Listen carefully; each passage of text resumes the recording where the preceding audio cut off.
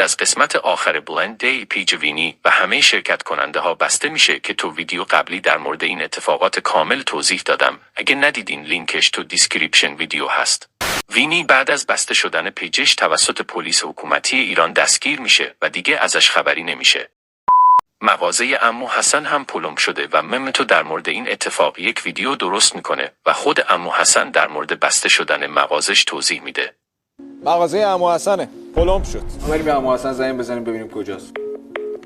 خب مثل اینکه عمو حسن از ناراحتی گوشیشو جواب نمیده. میریم رستورانش ببینیم هست یا نه. عمو حسن شعبه 1 که پلم شده، عمو حسن شعبه 2 اینجا بازه. بچه‌ها ما خود عمو حسن رو تو شعبه دومشون پیدا کردیم. خدا رو شکر حالشون خوبه. مغازه‌تون چرا پلم شده؟ نه اینجا مواظب نبودم. ان شاءالله برم دنبالش. اگه باز شد حتما دیگه مواظبم. الان شعبه 2 خیلی چیزای بیشتری داره به نسبت شعبه 1. من باز مردم اونجا رو دوست دارم. اون که اونجا نه تمیزه نه بزرگه. با عمو حسن مگه باید تمیز باشه؟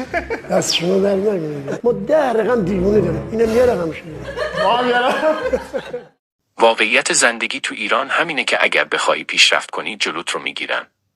لایک و سابسکرایب یادت نره. زنده تا آزادی.